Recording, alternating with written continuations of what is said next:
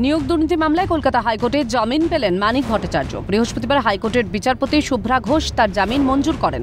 তবে জামিন পেলেও হাইকোর্টের তরফে শর্ত সাপেক্ষে 10,000 টাকার ব্যক্তিগত বন্ডের ভিত্তিতে জামিন দেওয়া হয়েছে মানিককে।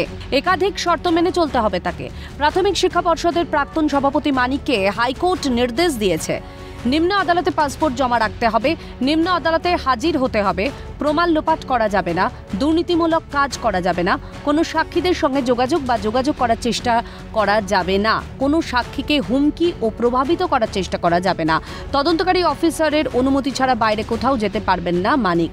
তদন্তকারী অফিসারদের ফোন নম্বর দিয়ে রাখতে হবে, তাদের সঙ্গে যোগাযোগ রাখতে হবে। প্রাথমিক নিয়োগ দুর্নীতি মামলা 2022 সালে মানিককে গ্রেফতার করেছিল ইডি। সেই থেকে টানা তিনি জেলে। এরই মধ্যে জামিন চেয়ে হাইকোর্টের দ্বারস্থ হয়েছিলেন মানিক। শুনানিতে আবেগপ্রবণ হয়ে কান্নায় ভেঙে পড়তেও দেখা যায় মানিককে।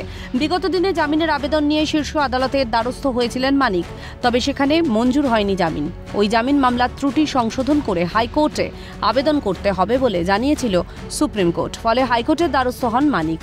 তার স্ত্রী ও পুত্রকেও নিয়োগ মামলায় হেফাজতে নেওয়া হয়েছিল। মানিকের স্ত্রী শতরূপা ভট্টাচার্য হাইকোর্ট থেকে ও মানিক পুত্র সৌভিক জামিন পান সুপ্রিম কোর্ট থেকে, কিন্তু মানিকের জামিন হয়নি। এবার প্রায় 2 বছর পর মানিকও জামিন পেলেন।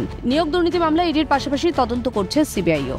তবে সিবিআই মানিককে গ্রেফতার করেনি। এই বিষয়ে আগেই সুপ্রিম কোর্টের রক্ষাকবচ পেয়েছিলেন মানিক। ফলে বৃহস্পতিবার হাইকোর্ট জামিন দেওয়ায় জেল থেকে ছাড়া পাওয়ার বিষয়ে কোনো বাধা রইল না মানিক ভট্টাচার্যের। উনি অনেকদিন ধরেই কাস্টাডিতে ছিলেন, আজ না হোক কাল উনি হয়তো বেল পেতেন, কিন্তু এটা ঠিকই যে নিশ্চয়ই কোর্টে ইডি সঠিক সেরকম মেটেরিয়ালস দিতে পারেননি যে ওনাকে আর ইন্টারোগেশন ওনার করা প্রয়োজন, তাই জন্যই উনি বেলটা পেয়েছে। সিবিআইয়ের আচরণ খুব একটা আশাব্যঞ্জক না, কারণ 2022 সাল থেকে সিবিআই কিন্তু এখন ওনাকে কাস্টাডিতে নেননি।